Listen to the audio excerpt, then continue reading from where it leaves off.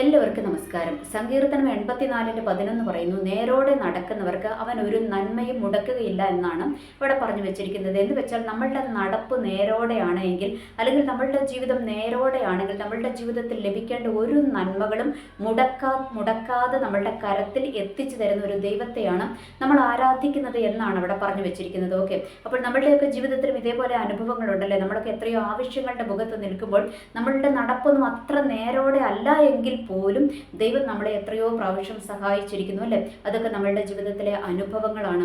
അപ്പോൾ അല്ലാതെ എന്ന് ആർക്കെങ്കിലും പറയാൻ പറ്റുമോ? പറയാൻ പറ്റത്തില്ല. കാരണം ദൈവത്തെ വിശ്വസിക്കുന്നവർക്ക്, ദൈവത്തെ ആരാധിക്കുന്നവർക്ക്, നേരോടെ നടക്കുന്നവർക്ക് ജീവിതത്തിൽ ഒരു നന്മയും മുടക്കാത്ത ഒരു ദൈവമാണ് നമ്മളുടെ ദൈവം. അതെൻ്റെ ജീവിതത്തിലെ അനുഭവവുമാണ്. ഓക്കെ, അപ്പോൾ ഞാനൊരു ഇൻസിഡൻറ്റ് പറയാം. ഞാൻ ഒരു പാസ്റ്ററും അദ്ദേഹത്തിൻ്റെ ഭാര്യയും 2 കുഞ്ഞുങ്ങളും ഒക്കെ ഉണ്ടായിരുന്ന ഒരു വീട്ടിലോട്ട് ഒരു ദിവസം ഞാൻ ഈ പാസ്റ്ററിനെയും ഭാര്യേനെയും ആ കുഞ്ഞുങ്ങളെയൊക്കെ കാണുവാനായിട്ട് പോയി. ഓക്കെ, അപ്പോൾ ഇദ്ദേഹത്തിൻ്റെ ഈ ഭാര്യയുടെ അമ്മയുടെ അമ്മയും ആ വീട്ടിലുണ്ടായിരുന്ന സമയത്താണ് ഞാൻ ചെല്ലുന്നത്. ഓക്കെ, അവരുടെ കൂട്ടത്തിൽ ഞാൻ കുറച്ച് ദിവസം താമസിക്കുകയും ചെയ്തു. അപ്പോൾ ഞാൻ ഇവരുടെ ജീവിതം ഒന്നിങ്ങനെ നോക്കുമ്പോൾ ഇവർ ആ ശുശ്രൂഷ കൊണ്ട്, എന്നുവെച്ചാൽ ഭാര്യയ്ക്ക് ആ സമയത്ത് ശുശ്രൂഷയ്ക്ക് പോകാൻ പറ്റത്തില്ല, 2 കുഞ്ഞുങ്ങളുള്ളത് കൊണ്ട് ശുശ്രൂഷയ്ക്ക് പോകാൻ പറ്റത്തില്ല. ഭർത്താവ് ശുശ്രൂഷയ്ക്ക് പോയിട്ട്, ചെറുപ്പക്കാരാണ്, ശുശ്രൂഷയ്ക്ക് പോയിട്ട് വന്നിട്ട് അതിൻ്റെ പൈസ കൊണ്ടാണ് അവരുടെ കുടുംബം പോറ്റുന്നത്. അതുമല്ല, അവർക്ക് സ്വന്തമായ വീടില്ല, അവർ വാടക വീട്ടിലാണ് താമസിക്കുന്നത്. വാടക എനിക്ക് തോന്നുന്നു അവർ കുറച്ച് പൈസ എങ്ങാണ്ട് കൊടുത്താൽ മതി. കാരണം ആ വീടിൻ്റെ ഉടമസ്ഥൻ അവർ വിദേശത്തെങ്ങാണ്ടാണ്. അപ്പോൾ ഇവർ ശുശ്രൂഷക്കാരായതുകൊണ്ട് ചെറിയ പൈസയ്ക്ക് ഇവർക്ക് ആ വീട് കൊടുത്തതാണ്.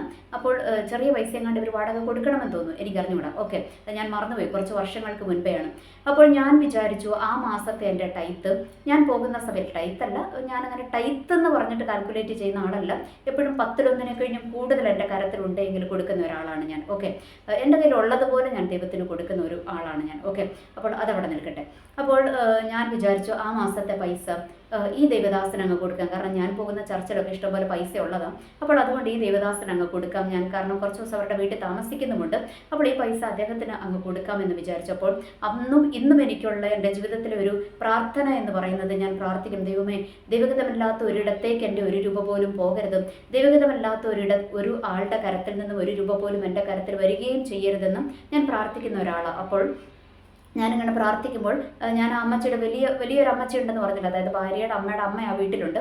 അപ്പോൾ അവരും ഞാനും ഒരു റൂമിലാണ് താമസിക്കുന്നത്. ഓക്കെ, അപ്പോൾ ഞാനിങ്ങനെ രാവിലെ എഴുന്നേറ്റിരുന്ന് പ്രാർത്ഥിച്ചിട്ട് ഞാൻ ദൈവത്തോട് പറഞ്ഞു, ദൈവമേ, ഈ പൈസ ഞാൻ ആ ദേവദാസനാണ് കൊടുക്കുന്നത്, 2000 രൂപയാണ്, ചെറിയ പൈസ. അപ്പോൾ ഞാൻ പറഞ്ഞു, ദൈവമേ, ഇത് ഞാൻ ആ ദേവദാസന് കൊടുക്കാൻ പോവുകയാണ്, ടൈത്ത് കർത്താവേ, ഈ ദേവദാസനും ദൈവത്തിൻ്റെ വേല ചെയ്യുന്നതാണല്ലോ, ആ ദേവദാസന് ഈ ടൈത്ത് ഞാനങ്ങ് കൊടുക്കാനായിട്ട് പോവുകയാണ് എന്ന് ഞാനിങ്ങനെ ദൈവത്തോട് പറഞ്ഞപ്പോൾ ഞാനത് പ്രാർത്ഥിച്ച, ദൈവമേ എന്നൊക്കെ പറഞ്ഞ് പ്രാർത്ഥിച്ച് ഞാൻ എഴുന്നേറ്റ് എഴുന്നേറ്റ പാടെ ഈ അമ്മച്ചി, അതായത് ഈ പ്രായമുള്ളൊരു വലിയമ്മച്ചി അവിടെ ഉണ്ടെന്ന് ഞാൻ പറഞ്ഞല്ലോ. അപ്പോൾ അമ്മച്ചി എന്നോട് ചോദിച്ചു, ഇന്ന പാസ്റ്ററിൻ്റെ പേര് വിളിച്ചിട്ട് ഇന്ന ആള് വന്നോന്ന് ചോദിച്ചു. അവർ ഇവിടെ ശുശ്രൂഷയ്ക്ക് പോയിരിക്കുക, പുള്ളി വന്നോന്ന് ചോദിച്ചു. അപ്പം ഞാൻ പറഞ്ഞു, വന്നല്ലോ, രാവിലെ വന്നു എന്ന് പറഞ്ഞു. അപ്പോൾ എന്നോട് പറഞ്ഞു, അവനെ കള്ളനാ, എൻ്റെ മാല, ഈ അമ്മച്ചി വിശ്വാസിയല്ല കേട്ടോ. അപ്പോൾ എന്ന് പറഞ്ഞു, എൻ്റെ മാല അവൻ എൻ്റെ അടുത്തുനിന്ന് പണയം വെക്കുവാനായിട്ട് മേടിച്ചുകൊണ്ട് പോയി. പുള്ളിക്കൊരു കാറൊക്കെ പുള്ളി ഇ എം ഐയിൽ പുള്ളി എടുത്തിട്ടുണ്ടായിരുന്നു. അപ്പോൾ പുള്ളി അത് മേടിച്ചിട്ട് പോയി. അപ്പോൾ മേടിച്ചിട്ട് പോയിട്ട് ഇവനെ EMI അടയ്ക്കാനാണെന്ന് പറഞ്ഞുകൊണ്ട് എൻ്റെ അടുത്തുനിന്ന് മാല മേടിച്ചിട്ട് പോയി, സ്വർണ്ണത്തിൻ്റെ മാല മേടിച്ചിട്ട് പോയി. എന്നിട്ട് അവൻ പണയം വെച്ചിട്ട് അതെനിക്ക് എടുത്തു തരാതെ അവൻ ആ പണയത്തിലിരിക്കുന്ന മാല പുള്ളി അതെന്ത് ചെയ്ത് പുതുക്കി വെക്കുന്നതിന് പകരം, അല്ലെങ്കിൽ അമ്മച്ചിക്ക് എടുത്തു കൊടുക്കുന്നതിന് പകരം പുള്ളി അത് വിറ്റിട്ട് പുള്ളി അടുത്ത EMI അതുകൊണ്ട് അടച്ചതെന്ന് ഈ അമ്മച്ചി ഇങ്ങനെ ഒത്തിരി വിഷമത്തോടെ എന്നോട് പറഞ്ഞു, ഒത്തിരി ദേഷ്യത്തോടെയും കൂടിയാണ് പറഞ്ഞത്. എന്ന് വെച്ചാൽ അമ്മച്ചീനെ ഈ മരുമകൻ പറ്റിച്ചു. അതാണ് അമ്മച്ചി എന്നോട് പറഞ്ഞത്. അപ്പോൾ ഞാനതത്ര കാര്യമാക്കിയില്ല. ഞാൻ വിചാരിച്ചു ഇത് ദേവദാസന് അങ്ങ് കൊടുക്കാമെന്ന് വിചാരിച്ച് ഞാൻ എന്ത് ചെയ്തു, ആ 2000 രൂപ അങ്ങനെ തന്നെ രാവിലെ ഇദ്ദേഹത്തിൻ്റെ കരത്തിൽ അങ്ങ് കൊടുത്തു. അദ്ദേഹവും ഭാര്യ ഉണ്ടെന്നാലും ഇവരുടെ ആ പുള്ളിയുടെ കരത്തിലോട്ട് ഞാനങ്ങ് കൊടുത്തു. ഈ പുള്ളി എന്ത് ചെയ്തു, പുള്ളി രാവിലെ എവിടെയോ മിനിസ്ട്രിക്ക് പോകുവാനായിട്ട് നിൽക്കുകയാണ്. അപ്പോൾ പുള്ളി ആ പൈസ അങ്ങനെ തന്നെ ഭാര്യയുടെ കരത്തിലോട്ട് കൊടുത്തിട്ട് പറഞ്ഞു, എടി സാധനങ്ങളൊക്കെ മേടിക്കുമെന്ന് പറഞ്ഞ് ഭാര്യയുടെ കരത്തിലോട്ട് കൊടുത്തു. എന്നിട്ട് ഇദ്ദേഹം കാറും എടുത്ത് മിനിസ്ട്രിക്ക് പോയി.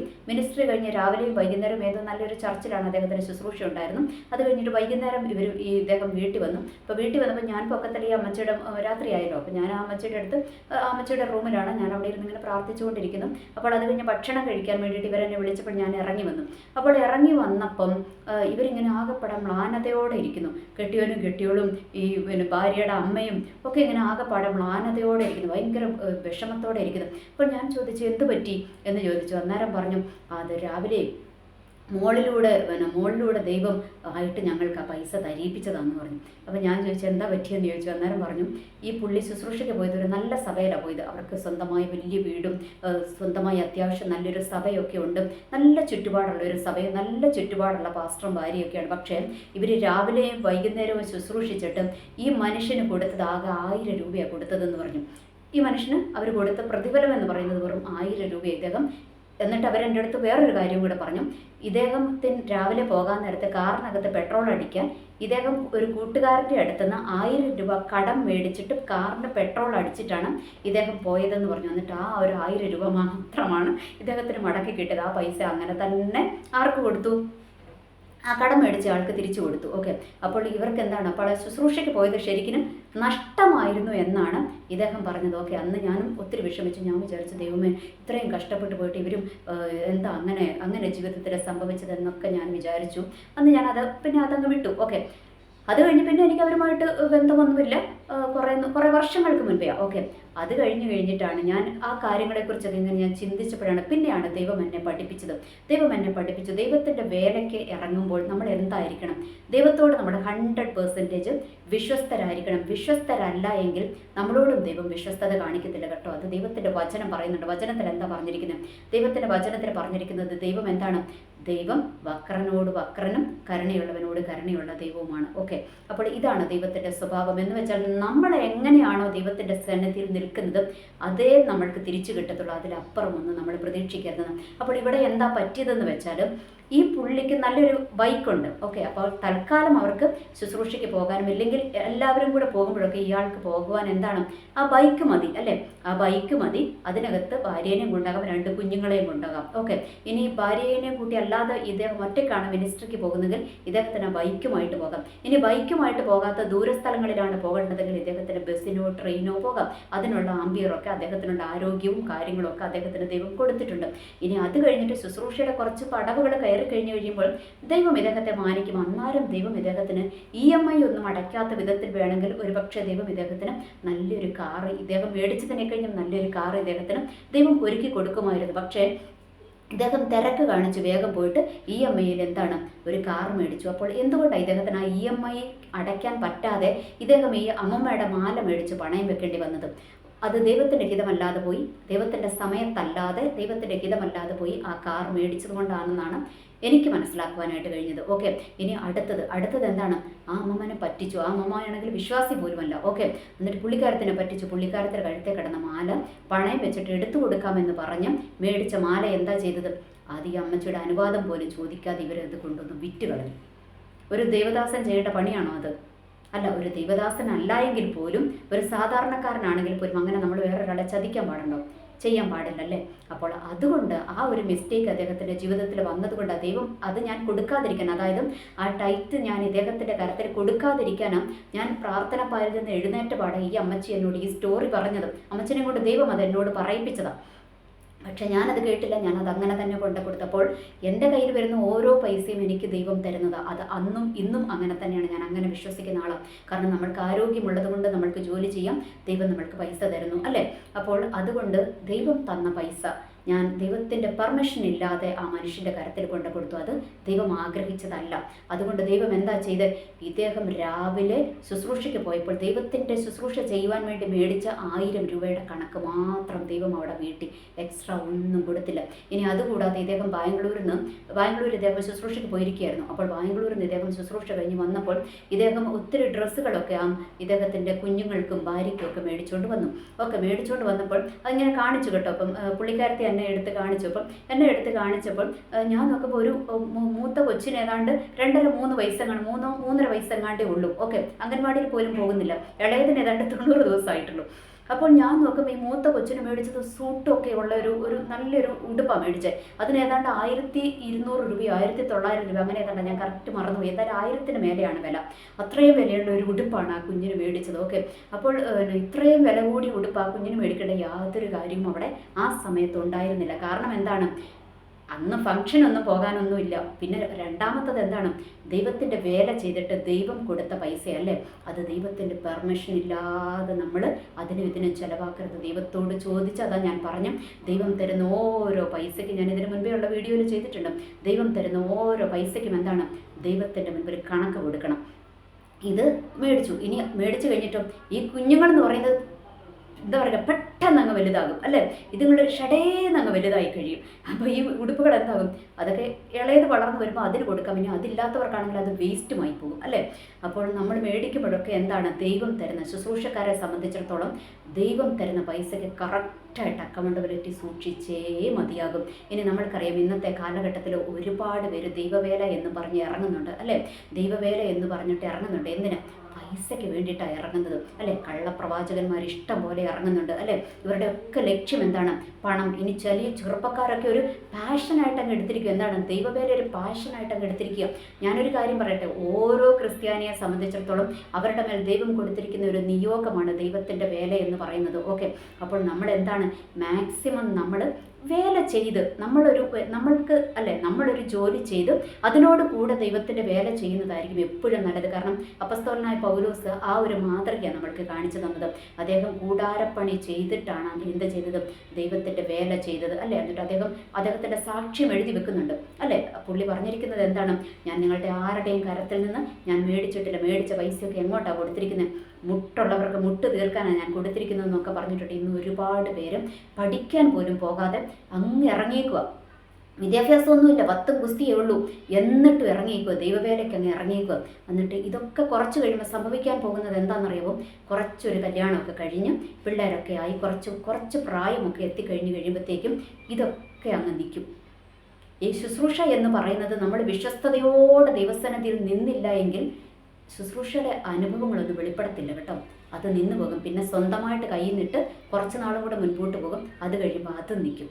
എന്ന് വെച്ചാൽ ഒരു പ്രവചനം കേട്ടു ഒരു പാസ്റ്റർ അല്ലെങ്കിൽ ഒരു പ്രവാചകൻ നമ്മളുടെ അടുത്തൊരു ദൂത് പറഞ്ഞു, അത് നമ്മളുടെ ജീവിതത്തിൽ നിറവേറിയില്ല എങ്കിൽ പിന്നെ നമ്മൾ ആ പ്രവാചകനെ തേടി പോകത്തില്ല. 5 പൈസ നമ്മൾ ആ പുള്ളിക്ക് കൊടുക്കത്തില്ല.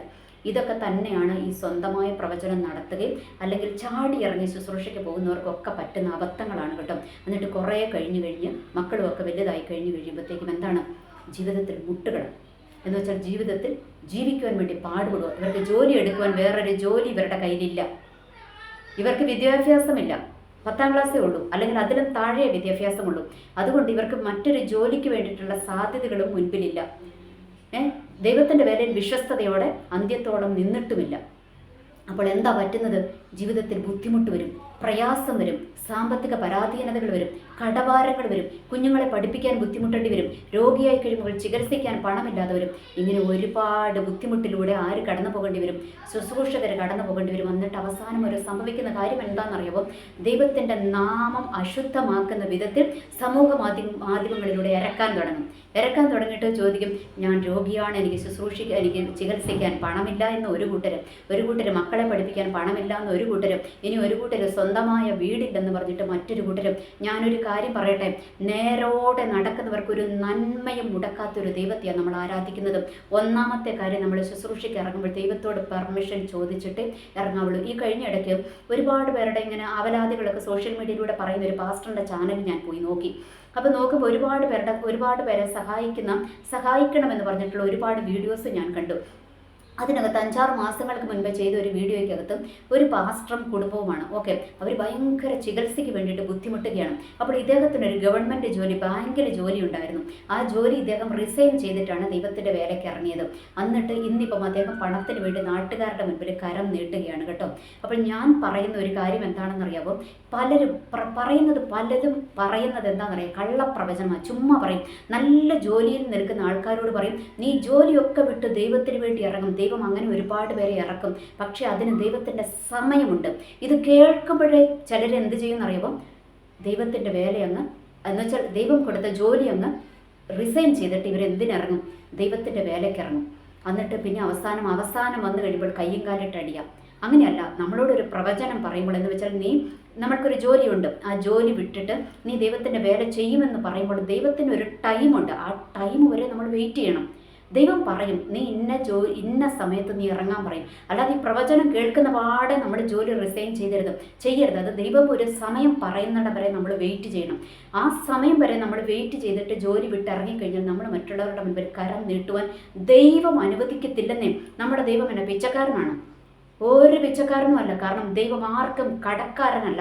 ഈ ഒരു യാഥാർത്ഥ്യം നമ്മൾ തിരിച്ചറിയണം. പലപ്പോഴും സമൂഹ മാധ്യമങ്ങളിലൂടെ നമ്മൾ ദൈവത്തെ അവഹേളിക്കുക ചെയ്യുന്നത്. എന്താ, നമ്മൾ പിച്ചക്കാരാണോ? ദൈവം പിച്ചക്കാരനാണോ? അല്ലല്ലല്ലല്ല. ദൈവം ഒരുത്തനെ വേലയ്ക്ക് വേണ്ടി ഇറക്കിയിട്ടുണ്ടെങ്കിൽ അവനെയും അവൻ്റെ കുടുംബത്തെയും തലമുറകളെയും കൊച്ചുമക്കളെയും ഒക്കെ പോറ്റാൻ ഈ ദൈവത്തിന് അറിയാന്നേ. ദൈവത്തിന് അതറിയാം. ദൈവം അത് പോറ്റുക തന്നെ ചെയ്യും. പകരം നീ എന്തായിരിക്കണം? നീ ഒന്ന് വിശ്വസ്തനായിരിക്കണം. ദൈവം പൈസ തരുമ്പോൾ ആ പൈസയ്ക്ക് നീ അക്കൗണ്ടബിലിറ്റി സൂക്ഷിക്കണം. ചുമ്മാ വാരിക്കോരി അവർക്കും ഇവർക്കും കൊടുക്കണ്ട. ചില ദേവദാസന്മാരുണ്ട് ശുദ്ധൻ ദുഷ്ടന്റെ ഫലം ചെയ്യുമെന്ന് പറയുന്നത് പോലെ ശുദ്ധര. ഒരു സ്ഥലത്ത് നിന്ന് പൈസ കിട്ടി കഴിയുമ്പോഴത്തേക്കും വേറൊരാളുടെ കഷ്ടപ്പാട് കാണുമ്പോഴത്തേക്ക് അത് അങ്ങനെ തന്നെ അങ്ങ് കൊടുക്കും. അത് ദൈവത്തോട് പ്രാർത്ഥിച്ചിട്ടേ കൊടുക്കാവുള്ളൂ. കാരണം അവന് ചിലപ്പം ദൈവം വേറെ വഴി ഒരുക്കുന്നുണ്ടാകും. ഇത് നിന്റെ ആവശ്യത്തിന് ഒരുക്കി തന്നതായിരിക്കും. നീ കുറച്ചൊക്കെ സേവ് ചെയ്യേണ്ട ആവശ്യമുണ്ടായിരുന്നിരിക്കാം. അതൊക്കെ ദൈവത്തോട് ചോദിക്കണം. മേടിക്കുമ്പോഴും കൊടുക്കുമ്പോഴും ദൈവത്തോട് ചോദിച്ചിട്ടേ കൊടുക്കാവുള്ളൂ. കാരണം നമ്മൾക്ക് അറിഞ്ഞുകൂടാ. ഈ നമ്മളുടെ അടുത്ത് എനിക്ക് കഷ്ടമാണ്, ദുരിതമാണ്, ദുഃഖമാണെന്നൊക്കെ പറഞ്ഞു വരുന്നവരും ചിലപ്പം പക്ക ഫ്രോഡുകളായിരിക്കും. നമ്മൾക്ക് അറിഞ്ഞുകൂടാ. അതുകൊണ്ട് നമ്മൾ കൊടുക്കുമ്പോൾ ദൈവത്തോട് ചോദിച്ചിട്ട് മാത്രമേ നമ്മൾ എന്ത് ചെയ്യാവുള്ളൂ, നമ്മൾ കൊടുക്കാവുള്ളൂ. അതുപോലെ മേടിക്കുമ്പോഴും ദൈവത്തോട് ചോദിച്ചിട്ട് മാത്രമേ മേടിക്കാവുള്ളൂ. എന്ന് വെച്ചാൽ ദൈവികതമല്ലാത്തതൊന്നും നമ്മളുടെ കരത്തിൽ വരരുതെന്ന് നമ്മൾ പ്രാർത്ഥിക്കണം. ഓക്കെ, ഇനി ഞാൻ പറഞ്ഞു വരുന്ന കാര്യം എന്താണെന്ന് അറിയാമോ? നമ്മൾ വിചാരിക്കും ഇതൊക്കെ ഇങ്ങനത്തെ കുറേ കാര്യങ്ങൾ കേൾക്കുമ്പോൾ മറ്റുള്ളവർ വിചാരിക്കും അയ്യോ ദൈവത്തിൻ്റെ വേലയ്ക്കൊക്കെ പോയിട്ട് ഇവരുടെയൊക്കെ അവസ്ഥ ഇതാണോ, അല്ലെങ്കിൽ ദൈവത്തെ ആരാധിക്കാൻ ഇറങ്ങി തിരിച്ചിട്ട് ഇവരുടെയൊക്കെ അവസ്ഥ ഇതാണോ എന്ന് കണ്ടു കഴിയുമ്പോൾ, സമൂഹ മാധ്യമങ്ങളിലൂടെ ഇത് കണ്ടു കഴിയുമ്പോൾ മറ്റൊരാൾക്ക് ഇതിനകത്തോട്ട് അല്ലെങ്കിൽ ദൈവത്തെ ആരാധിക്കുന്ന സത്യദൈവത്തെ ആരാധിക്കുവാൻ കടന്നു വരുവാൻ അവർക്ക് തോന്നുമോ? തോന്നത്തില്ല. പക്ഷെ ഒരു സത്യം ഇതാണെന്നുള്ളത് അവർക്ക് അറിഞ്ഞുകൂടാ. എന്താ സത്യം? ഒന്ന്, ദൈവം ഏൽപ്പിച്ച വേലയാണോ എന്ന്, ദൈവവേലയ്ക്ക് വേണ്ടി ദൈവം വിളിച്ചതാണോ എന്നും ഉറപ്പുവരുത്തണം. എന്ന് വെച്ചാൽ ദൈവവേല എന്ന് പറയുന്നത് പല വിധത്തിലുണ്ട്. ഒന്ന്, ദൈവത്തിൻ്റെ ശുശ്രൂഷ എന്ന് പറയുന്നത് നമ്മൾ ചിലപ്പോൾ പ്രവചന ശുശ്രൂഷയായിരിക്കും, അല്ലെങ്കിൽ രോഗശാന്തി ശുശ്രൂഷയായിരിക്കും. എന്തെങ്കിലും ഒരു കൃപാവരം ഏൽപ്പിച്ചിട്ടേ ദൈവം നമ്മുടെ വേലയ്ക്ക് വേണ്ടിയിട്ട് ഇറക്കത്തുള്ളൂ കേട്ടോ. ഇനി എന്താണ്, ഒന്നെങ്കിൽ പ്രവചനമായിരിക്കാം, അല്ലെങ്കിൽ വചന ശുശ്രൂഷയായിരിക്കാം, അല്ലെങ്കിൽ എന്താണ് രോഗശാന്തി ശുശ്രൂഷ, ഭൂതശാന്തി ശുശ്രൂഷ, അപ്പസ്തോലിക് മിനിസ്ട്രി, ഇങ്ങനെ എന്തെങ്കിലുമൊക്കെ ആയിരിക്കാം. ഇതൊക്കെ ഏൽപ്പിച്ചിട്ടേ ദൈവം നമ്മുടെ മിനിസ്ട്രിക്ക് വേണ്ടിയിട്ട് ഇറക്കത്തുള്ളൂ കേട്ടോ. ഇനി അതുകൊണ്ട് നമ്മൾ എന്താണ്, ദൈവം ഏൽപ്പിച്ചതാണോ എന്ന് ഉറപ്പ് വരുത്തുക. ചുമ്മാ പ്രവചനം കേട്ടിട്ട് ഇറങ്ങരുത്. കാരണം കള്ളപ്രവാചകന്മാരെന്ന് ഒരുപാട് ആൾക്കാരെ തെറ്റിച്ച് കളയുന്നുണ്ട്. ചുമ്മാ അങ്ങ് പറയും നീ ദൈവത്തിൻ്റെ വേലയ്ക്ക് വേണ്ടിയുള്ളത്, എല്ലാവരും ദൈവത്തിൻ്റെ വേലയ്ക്ക് വേണ്ടിയുള്ളതാണ്. അത് ഏത് വേലയാണ് ദൈവം ഏൽപ്പിച്ചിരിക്കുന്നതെന്നും നമ്മൾ തന്നെ ദൈവത്തോട് ചോദിച്ചിട്ട് ഇറങ്ങുന്നതാണ് ബുദ്ധി. ഓക്കെ, ഇനി രണ്ടാമത്, മിക്കതും എനിക്ക് തോന്നുന്നു ഒരു 75% ഫുൾ ടൈം മിനിസ്ട്രിക്ക് വേണ്ടി അല്ല ദൈവം കണ്ടിരിക്കുന്നത്. നമ്മൾ വേലയോടുകൂടെ ദൈവത്തിൻ്റെ വേല ചെയ്യുവാനാണ്. കാരണം എന്താണെന്നറിയാമോ, നമ്മളെല്ലാവരും ഫ്രീ ആയിട്ട് ദൈവത്തിൻ്റെ വേല ചെയ്യുവാനായിട്ട് അങ്ങ് ഇറങ്ങി തിരിച്ചിരിക്കുകയാണെങ്കിൽ നമ്മുടെ ചിലവുകൾ, അതുപോലെ നമ്മളുടെ സഭകളുടെ ചിലവുകൾ, നമ്മളുടെ കൂട്ടസഹോദരങ്ങളുടെ ചിലവുകളൊക്കെ ആര് വഹിക്കുന്നത്? അതുകൊണ്ട് ദൈവമാണ് നമ്മൾക്ക് ജോലി തന്നതെങ്കിൽ അത് ദൈവത്തിൻ്റെ അരുളപ്പാടില്ലാതെ നമ്മൾ ജോലി റിസൈൻ ചെയ്യരുത്. എത്രയോ ദൈവദാസന്മാരുടെ അനുഭവങ്ങൾ നമ്മൾ കേട്ടിരിക്കുന്നു. ദൈവത്തിൻ്റെ പെർമിഷനോട് കൂടി നല്ല ജോലി റിസൈൻ ചെയ്തിട്ട് എത്രയോ പേര് വേലയ്ക്ക് ഇറങ്ങിയിരിക്കുന്നു. അവരുടെ ലൈഫ് നോക്കിയാൽ ഒരിക്കലും അവരുടെ ഗ്രാഫ് താഴോട്ടല്ല, അവരുടെ ഗ്രാഫ് മുകളിലോട്ട് തന്നെയാണ് പോകുന്നത്. അവരുടെ തലമുറകൾക്ക് വേണ്ടി അവർ ആരുടെ മുൻപിൽ കരം നീട്ടേണ്ട ഒരു സിറ്റുവേഷൻ വന്നിട്ടില്ല. അവർക്ക് കരം നീട്ടേണ്ട സിറ്റുവേഷൻ വന്നിട്ടില്ല. എന്തുകൊണ്ടാണ്? അത് ദൈവത്തിൻ്റെ സമയത്ത് ദൈവത്തിൻ്റെ ഹിതപ്രകാരം ഇറങ്ങിയതുകൊണ്ടാണ്. അതുകൊണ്ട് ഓർക്കുക, നമ്മൾ ദൈവത്തിൻ്റെ വേല എന്ന് പറയുന്നത് ചുമ്മാ പിള്ളകളിയല്ല കേട്ടോ, അല്ലെങ്കിൽ നമ്മൾക്കൊരു ആദായ മാർഗമല്ല എന്ന് തിരിച്ചറിയുക. ഒന്ന്, ദൈവത്തോട് ചോദിച്ചിട്ട് മാത്രമേ വേലയ്ക്ക് ഇറങ്ങാവുള്ളൂ. ഒന്ന്. ഇനി രണ്ടാമത്, നമ്മൾക്കൊരു ജോലി ഉണ്ടെങ്കിൽ ഏതെങ്കിലും ഒരു പ്രവാചകൻ പറയുന്നത് കേട്ടിട്ട് ഇറങ്ങരുത്. ദൈവത്തിൻ്റെ സന്നിധിയിൽ മുട്ടുമടക്കിക്കോളും. കർത്താവേ, ഈ ജോലി ഞാൻ റിസൈൻ ചെയ്ത് അങ്ങയുടെ വേല ഞാൻ ചെയ്യണമെന്ന് ദൈവം എപ്പോൾ ആഗ്രഹിക്കുന്നു അന്ന് അങ്ങ് തന്നെ എന്നോട് സംസാരിക്കണമെന്ന്. ഹലോ, ഈ പ്രവാചകനോട് സംസാരിച്ച ദൈവം എന്തുകൊണ്ട് നിന്നോട് സംസാരിക്കത്തില്ല? നിന്നോടും സംസാരിക്കുന്ന ദൈവമാണെന്നേ. അതുകൊണ്ട് നല്ല ജോലിയൊക്കെ വിട്ടിട്ട് ഇറങ്ങുമ്പോൾ, അല്ലെങ്കിൽ ദൈവം ഏൽപ്പിച്ചത് വലുതോ ചെറുതോ ആയ ജോലി, അത് നമ്മൾ റിസൈൻ ചെയ്യുന്നതിന് മുൻപ് ദൈവത്തോട് ആലോചന ചോദിക്കണം. ദൈവമേ, അങ്ങ് തന്നെ എന്നോട് സംസാരിക്കണമെന്നും അടയാളം ചോദിച്ചിട്ടേ നമ്മൾ ദൈവം തന്ന ജോലി നമ്മൾ ഉപേക്ഷിക്കാവുള്ളൂ. ഇല്ല എങ്കിൽ നമ്മൾ ബുദ്ധിമുട്ടും. ഒന്ന്. ഇനി രണ്ടാമത്, പലരും മക്കളുടെ വിഷയങ്ങൾ പറയും. ഇനി ഈ മക്കളുടെ ഓരോന്നിനും നമ്മൾ തിരഞ്ഞെടുക്കുമ്പോൾ നമ്മൾ ദൈവത്തോട് പ്രാർത്ഥിക്കണം. കർത്താവേ, എൻ്റെ കുഞ്ഞ് ഇന്നത് പഠിച്ചു, ഇനി ഏതിനകത്താണ് ഞാൻ ഇനി ചേർക്കേണ്ടത്? അവരെക്കുറിച്ചോ അല്ലെങ്കിൽ അവളെക്കുറിച്ചോ അവനെക്കുറിച്ചുള്ള ദൈവത്തിൻ്റെ ദൈവത്തിൻ്റെ പദ്ധതി എന്താ, ഞാൻ എങ്ങോട്ടാണ് വിടേണ്ടത്, വിദേശത്ത് വിട്ട് പഠിപ്പിക്കണോ അതെയോ ഞാൻ ഇവിടെ തന്നെ പഠിപ്പിക്കണോ, ഏത് കോഴ്സാണ് പഠിപ്പിക്കേണ്ടത്, ദൈവം ഒന്ന് ഇടപെടുമാറാകണമേ എന്ന് പ്രാർത്ഥിക്കണം. ദൈവത്തോട് ആലോചന ചോദിച്ച് ദൈവം പറഞ്ഞ കോഴ്സിനാണ് നീ നിൻ്റെ മകനെയും മകളെയും ഒക്കെ വിടുന്നതെങ്കിൽ പ്രിയപ്പെട്ട ദൈവമക്കളെ, നമ്മൾ വേറൊരാളുടെ മുൻപിൽ കരം നീട്ടുവാൻ ദൈവം അനുവദിക്കത്തില്ല. ആ കുഞ്ഞിന് വേണ്ടുന്നത് ദൈവം ഒരുക്കി തരും. ഇത് ദൈവത്തിൻ്റെ വിശ്വസ്തതയാണ്. ഒറ്റ എക്സാമ്പിൾ ഞാൻ പറയാം. ഒരു യൂട്യൂബ് ചാനലിനകത്ത് നമ്മളുടെ ഇന്ന് അറിയപ്പെടുന്ന ഒരു ശുശ്രൂഷകയായ സിസ്റ്റർ അക്സ പീറ്റർസൺ, അങ്ങനെയാണെന്ന് തോന്നുന്നു. ഓക്കെ, എന്തായാലും പേര് അക്സ എന്നാണ്, അക്സ പീറ്റർസൺ എന്നാണെന്ന് തോന്നുന്നു. ഓക്കെ, ആ ഒരു സഹോദരിയുണ്ട്. ആ ഒരു സഹോദരിയുടെ സാക്ഷ്യം കുറച്ച് മാസങ്ങൾക്ക് മുൻപേ ഞാനൊരു യൂട്യൂബ് ചാനലിലൂടെ കണ്ടതാണ്. എനിക്ക് ആ യൂട്യൂബ് ചാനലിൻ്റെ പേരറിയാം, ഞാൻ പറയാത്തതും. ഇങ്ങനെ കുറേ യൂട്യൂബ് ചാനലുകളുണ്ട്, മറ്റുള്ളവരുടെ സാക്ഷ്യത്തിലൂടെ പൈസ ഉണ്ടാക്കുന്ന ഒരുപാട് ചാനലുകാരുണ്ട്. അപ്പോൾ ഇവർ എന്താ ചെയ്യുന്നതെന്ന് എനിക്ക് അറിഞ്ഞുകൂടാ. ഇപ്പം ഞാൻ എൻ്റെ ഒരു ചാനലിൽ ഞാനൊരു വ്യക്തിയെ ഞാൻ കൊണ്ടുവരാൻ ഉദ്ദേശിക്കുന്നൊക്കെ ഉണ്ട്. ഇപ്പോഴൊന്നുമല്ല. എൻ്റെ ചാനലിൽ നല്ലൊരു പൈസ കിട്ടാൻ തുടങ്ങുമ്പം ഞാൻ ആരെങ്കിലുമൊക്കെ മറ്റുള്ളവർക്ക് ഉപകാരപ്പെടുന്ന നല്ല ആൾക്കാരെ ഞാൻ കൊണ്ടുവരും. എന്നിട്ട് കൊണ്ടുവന്നിട്ട് എന്തിനാണെന്നറിയാമോ, അവരെ വിറ്റ് ഞാൻ എൻ്റെ യൂട്യൂബ് ചാനലിലൂടെ പൈസ സമ്പാദിക്കാനല്ല, അവരുടെ ആ ഒരു യൂട്യൂബ് ചാനലിലൂടെ അല്ലെങ്കിൽ അവരുടെ ആ ഒരു വീഡിയോയിലൂടെ കിട്ടിയിരിക്കുന്ന പൈസ മുഴുവൻ അവർക്ക് കൊടുക്കും. അതാ ഞാൻ എടുത്തിരിക്കുന്ന തീരുമാനം. അപ്പോൾ ഇവരങ്ങനെ ചെയ്യുന്നുണ്ടോ എന്ന് എനിക്ക് അറിഞ്ഞൂടെ. കുറേ പേര് മറ്റുള്ളവരുടെ സാക്ഷ്യം പറയിപ്പിക്കുന്നുണ്ട് അവനവൻ്റെ യൂട്യൂബ് ചാനലിലൂടെ. അവരങ്ങനെ അങ്ങനെ ചെയ്യുന്നുണ്ടോ ഇല്ലയോ എന്ന് എനിക്ക് അറിഞ്ഞുകൂടാ. അതുകൊണ്ടാണ് ഞാൻ ആ ചാനലിൻ്റെ പേര് പറയാത്തത്. അവർ ചെയ്യുന്നുണ്ടോ എങ്കിൽ ഞാൻ പറഞ്ഞില്ലെങ്കിലും ആ ചാനലിനെയൊക്കെ ദൈവം നന്നായിട്ട് വളർത്തിക്കോളും. ഓക്കെ, അതുകൊണ്ട് എനിക്കത് അറിയാൻ വയ്യാത്തത് കൊണ്ട് ഞാൻ ആ ചാനലിൻ്റെ പേര് പറയുന്നില്ല. എന്തായാലും ഈ സഹോദരിയുടെ ഒരു സാക്ഷ്യം കേട്ടപ്പോൾ, അതായത് അക്സ പീറ്റർസൺ, അവരുടെ ചാനലല്ല, അവർ വേറൊരു ചാനലിൽ പോയി അവരുടെ സാക്ഷ്യം പറഞ്ഞതാണ് കേട്ടോ. അതുകൊണ്ടാണ് ഞാൻ ആ ചാനലിൻ്റെ പേര് പറയാത്തത്. അപ്പോൾ ആ സഹോദരി പറഞ്ഞു, ആ സഹോദരിക്ക് വേറെ ഏതോ ഒരു കോഴ്സിൽ ജോയിൻ ചെയ്യാനായിരുന്നു താല്പര്യം. പക്ഷേ ദൈവാത്മാവ്, അവരുടെ പപ്പയും മമ്മിയൊക്കെ മിനിസ്ട്രി ചെയ്യുന്നവരാണ്. ഇവർ പാസ്റ്ററേജിലൊക്കെ വളർന്ന കുട്ടികളാണ്. ഓക്കെ, അപ്പോൾ നിങ്ങൾ ഒരുപാട് പേര് കേട്ടിട്ടുണ്ടാകും. കേട്ടിട്ടില്ലാത്തവർക്ക് വേണ്ടി ഞാൻ പറയാം. ഓക്കെ, എന്നിട്ട് ആ സഹോദരി വേറെ എന്തോ കോഴ്സ് ചേരുവാനായിരുന്നു അവർക്ക് താല്പര്യം. ഞാൻ മറന്നു. അതുകൊണ്ട് ആ കോഴ്സിൻ്റെ പേരൊന്നും എനിക്ക് അറിഞ്ഞുകൂടാത്തത്. എന്തായാലും ഫൈനലി ദൈവം ഇവരോട് ആവശ്യപ്പെട്ടത്, ഇവർ നേഴ്സിങ്ങിന് ചേരാനാണ് ഇവരോട് ആവശ്യപ്പെട്ടത്. എന്നിട്ട് ഇവർ നേഴ്സിങ്ങിന് വേണ്ടിയിട്ട് പോകാൻ നിർത്തി. ഇവരുടെ കയ്യിൽ പൈസയില്ല, ദൈവത്തിന് വേല ചെയ്യുന്നവരാ. പക്ഷേ ഇവർ ബാങ്കിൽ ചെന്നു, വിദ്യാഭ്യാസ ലോണിന് വേണ്ടി ചെന്നു. എന്നിട്ട് ആ ലോണിന് ചെന്നിട്ട് ആ സഹോദരിക്ക് വേണ്ടി ആ ബാങ്കിലെ എംപ്ലോയിനെ ദൈവം ഒരുക്കി. ആ എംപ്ലോയി എന്താണ്, ഇവർക്ക് വേണ്ടിയിട്ട് ജാമ്യം നിന്നു. അങ്ങനെ ഇവർ പഠിച്ച് ഇന്ന് അവർ വിദേശത്ത് ഭർത്താവിനോട് കൂടെ വിദേശത്താണ് അവരിന്ന്. ഓക്കെ, അപ്പോൾ ഞാൻ പറഞ്ഞു വന്ന കാര്യം എന്താണെന്നറിയാമോ, അവരും അതുപോലെ കഷ്ടത്തിലൂടെ ദൈവത്തിൻ്റെ വേല ചെയ്ത ഒരു കുടുംബമാണ്. പക്ഷേ ദൈവത്തിൻ്റെ ഹിതപ്രകാരം, ദൈവത്തിൻ്റെ ആലോചന പ്രകാരം അവർ കോഴ്സ് തിരഞ്ഞെടുത്തപ്പോൾ അവർക്ക് വേണ്ടുന്നത് ദൈവം ഒരുക്കി കൊടുത്തു. ആ സഹോദരിക്ക് ഒരു പ്രാവശ്യം പോലും മറ്റുള്ളവരുടെ മുൻപിൽ അവരുടെ വിദ്യാഭ്യാസത്തിന് വേണ്ടി കരം നീട്ടേണ്ടി വന്നിട്ടില്ല എന്നാണ് എനിക്ക് തോന്നുന്നത്. അവർക്ക് കരം നീട്ടേണ്ടി വന്നിട്ടില്ല, ദൈവം അവർക്ക് ഒരുക്കി കൊടുത്തു. അപ്പോൾ ഞാൻ പറഞ്ഞു വരുന്നതിൻ്റെ സാരാംശം ഇത്രയേ ഉള്ളൂ. നമ്മൾ മക്കളെ കോഴ്സുകൾക്കൊക്കെ വിടുമ്പോൾ ദൈവത്തോട് ആലോചന ചോദിച്ചിട്ട് വിടുക. ഇനിയിപ്പോൾ നമ്മളുടെ കയ്യിൽ പൈസ ഉണ്ടെങ്കിൽ ഓക്കെ ഫൈൻ, നമ്മളുടെ കയ്യിലൊന്ന് വിടാം. ഇനി അതല്ല, നമ്മളുടെ കയ്യിൽ പൈസ ഇല്ലാതെ നമ്മൾ എന്തിനെങ്കിലും എടുത്തു ചാടുമ്പോൾ ദൈവത്തിലാണ് ആശ്രയിക്കുന്നതെങ്കിൽ ദൈവത്തോട് പെർമിഷൻ ചോദിച്ചിട്ടേ വിടാവുള്ളൂ. ഏത് കോഴ്സാണ്, ചിലപ്പോൾ നമ്മൾ ഉദ്ദേശിക്കുന്നതിനെ കഴിഞ്ഞ് വലിയൊരു കോഴ്സിലോട്ട് ആ മകനെയോ മകളെയോ വിടുവാനായിരിക്കും ദൈവം ആഗ്രഹിക്കുന്നത്. നമ്മൾക്ക് അറിഞ്ഞുകൂടാ. കാരണം ദൈവത്തിൻ്റെ വേല വിശ്വസ്തയോടെ ചെയ്യുന്ന ദൈവദാസന്മാരുടെ കുഞ്ഞുങ്ങളെ ദൈവം മാനിക്കുക തന്നെ ചെയ്യും. അതിനകത്ത് യാതൊരു തർക്കവുമില്ല. എത്ര അനുഭവ സാക്ഷ്യങ്ങളാണ് നമ്മൾ കേട്ടിരിക്കുന്നതും. അതുകൊണ്ട് ഞാൻ പറഞ്ഞു വരുന്നതിൻ്റെ സാരം ഇത്രയേ ഉള്ളൂ. ചുമ്മാ സമൂഹ മാധ്യമങ്ങളിലൂടെ തായോ എന്ന് പറഞ്ഞ് നമ്മൾ ദൈവത്തിൻ്റെ നാമത്തെ അശുദ്ധമാക്കരുത്. അങ്ങനെ അശുദ്ധമാക്കുമ്പോൾ അതിനകത്ത് ദൈവത്തിൻ്റെ പ്രസാദമുണ്ട് എന്ന് ഞാൻ വിശ്വസിക്കുന്നില്ല. ഇനി പലരും പറയും നമ്മൾക്ക് കഷ്ടങ്ങളുണ്ട്. ഓക്കെ ഫൈൻ, അവർക്ക് നമ്മൾ പോകുന്ന ചർച്ചിൽ അല്ലെങ്കിൽ നമ്മൾക്ക് അറിയുന്നവരോടൊക്കെ നമ്മൾ ഈ സമൂഹ മാധ്യമത്തിൽ പറയാതെ തന്നെ നമ്മൾക്ക് പരിചയമുള്ള എത്രയോ ആൾക്കാരുണ്ട്. അവരോടൊക്കെ നമ്മൾക്കൊന്ന് പറയാം ഇങ്ങനെ ഒരു കുടുംബമുണ്ട്, ആ കുടുംബത്തിന് കൊടുക്കുക, അല്ലെങ്കിൽ ഇങ്ങനെ ഒരു ദൈവദാസനുണ്ട്, അവർ വേലയ്ക്ക് വേണ്ടി ഇറങ്ങിയതാണ്, അവർക്കൊരു വീടില്ല, അവർ ചികിത്സയ്ക്ക് ബുദ്ധിമുട്ടുകയാണ്. നമ്മൾക്ക് പരിചയമുള്ള എത്രയോ ആൾക്കാരുണ്ട്. രഹസ്യമായി നമ്മൾക്ക് ആ കാര്യങ്ങൾ പരിഹരിക്കാവുന്നതേ ഉള്ളൂ. നമ്മുടെ സമൂഹത്തിന് മുൻപിലോട്ട് ഇറക്കുന്നതിന് മുൻപേ ദൈവത്തിൻ്റെ നാമം അശുദ്ധമാകുന്നുണ്ടോ ഇല്ലയോ എന്ന് നമ്മൾ നന്നായിട്ടൊന്ന് ശോധന ചെയ്യേണ്ടതാണ്. കാരണം ഞാനിത് പറയുവാൻ കാരണം എനിക്കറിയാം, എന്നെ വിളിച്ചിറക്കിയ ദൈവം വിശ്വസ്തനാണ്.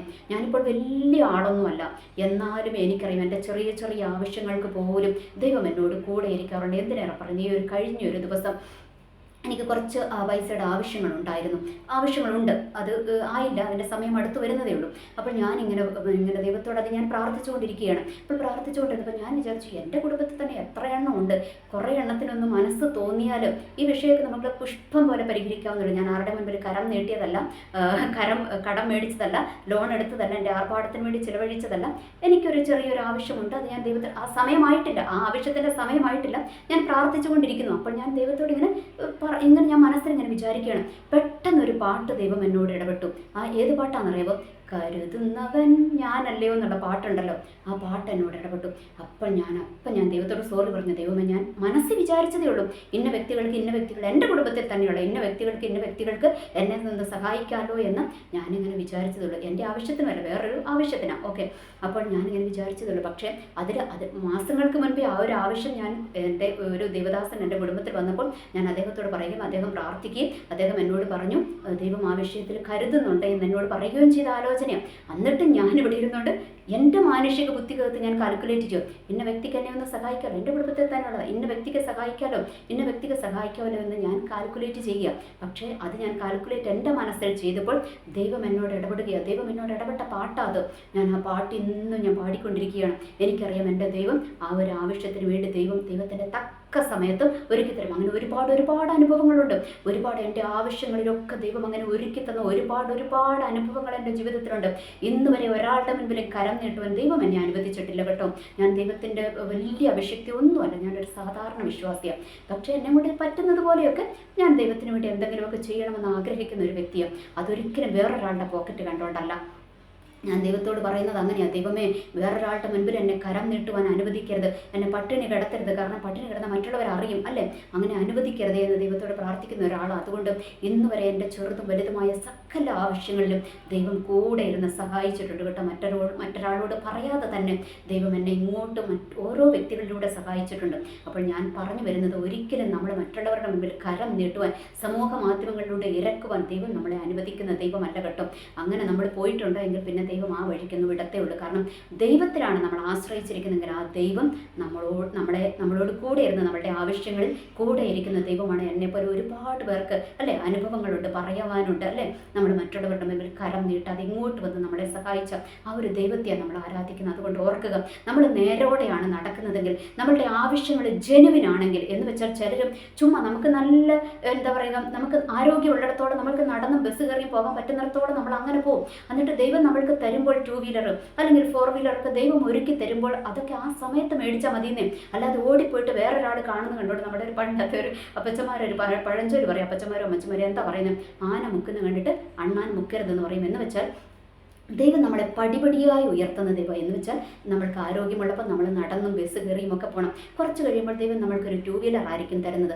അത് കഴിഞ്ഞിട്ടൊക്കെ ആയിരിക്കും ദൈവം നമ്മൾക്ക് കാറ് തരുന്നത്. അല്ലാതെ ഓടിപ്പോയിട്ട് EMIയിൽ പോയിട്ട് കാറ് മേടിക്കാനും ഒന്നും നമ്മൾ നിൽക്കരുത് കേട്ടോ. കാരണം നമ്മളുടെ ദൈവം നമ്മളെ പടിപടിയായി ഉയർത്തുന്ന ദൈവമാണ്. ഒരിക്കലും ദൈവത്തെ ആരാധിച്ചിട്ട് നമ്മളുടെ ഗ്രാഫ് താഴോട്ട് പോകത്തില്ല. നമ്മളുടെ ഗ്രാഫ് എപ്പോഴും ഉയരത്തേ ഉള്ളൂ. നേരോടെയാണ് നടക്കുന്നതെങ്കിൽ അതുപോലെ നമ്മൾ ദൈവം തരുന്ന ഓരോ പൈസയ്ക്ക് നമ്മൾ അക്കൗണ്ടബിലിറ്റി കറക്റ്റായിട്ട് സൂക്ഷിക്കണം. എന്ന് വെച്ചാൽ ദൈവം നമ്മൾക്ക് ഇന്നൊരു 1000 രൂപ ഒരുക്കി തന്നാൽ നമ്മളത് സൂക്ഷിച്ചു വെക്കണം. എന്ന് വെച്ചാൽ ഇന്നത്തെ ആവശ്യങ്ങൾക്ക് വേണ്ടി മാത്രം ഉപയോഗിക്കുക, ബാക്കി നമ്മൾ സേവ് ചെയ്ത് വെക്കണം. എന്നിട്ട് ആരെയെങ്കിലും സഹായിക്കാനുണ്ടെങ്കിൽ ദൈവത്തോട് ചോദിക്കണം, ദൈവമേ, ഇന്ന വ്യക്തി ഇന്ന് കഷ്ടപ്പെടുന്നുണ്ടല്ലോ, ഞാൻ കൊടുക്കണോ എന്ന് ചോദിക്കണം. കാരണം ചിലപ്പോൾ ഈ 1000 രൂപ എൻ്റെ കയ്യിൽ ദൈവം തന്നത് എൻ്റെ ആവശ്യത്തിനായിരിക്കും. ആ വ്യക്തിക്ക് വേണ്ടി ദൈവം വേറൊരാളിലൂടെ അല്ലെങ്കിൽ വേറൊരു വഴിക്ക് ദൈവം ഒരുക്കുന്നുണ്ടാകും. അതുകൊണ്ട് എല്ലാം പ്രാർത്ഥിച്ചിട്ട് നമ്മൾ മുൻപോട്ട് പോകുവാൻ തയ്യാറായി കഴിഞ്ഞാൽ ഈ ദൈവം വിശ്വസ്തനാണ്. അത് 100% എൻ്റെ ലൈഫിൽ നിന്ന് തന്നെ എനിക്ക് പറയുവാൻ പറ്റും. ഈ ദൈവം വിശ്വസ്തനാണ്. ഈ ദൈവം ആർക്കും കടക്കാരനല്ല. നമ്മളെ മറ്റുള്ളവരുടെ മുമ്പിൽ കരം നീട്ടുവാൻ അനുവദിക്കുന്ന ദൈവമല്ല. ഇതെൻ്റെ ജീവിതത്തിൻ്റെ അനുഭവമാണ്, ഒരുപാട് പേരുടെ ജീവിതത്തിൻ്റെ അനുഭവമാണ്. അതുകൊണ്ട് ദയവ് ചെയ്ത് എനിക്ക് പറയുവാനുള്ളത്, ദൈവത്തിൻ്റെ നാമം സമൂഹ മാധ്യമങ്ങളിലൂടെ ഒരു പിച്ചക്കാരനാക്കി മാറ്റരുതേ. അത് നമ്മൾക്ക് ഗുണം ചെയ്യത്തില്ല, നമ്മൾക്കത് ദോഷമായിട്ടേ ഭവിക്കത്തുള്ളൂ. എനിവേ, എല്ലാവർക്കും നല്ലൊരു ദിവസം ആശംസിക്കുന്നു. നന്ദി, നമസ്കാരം.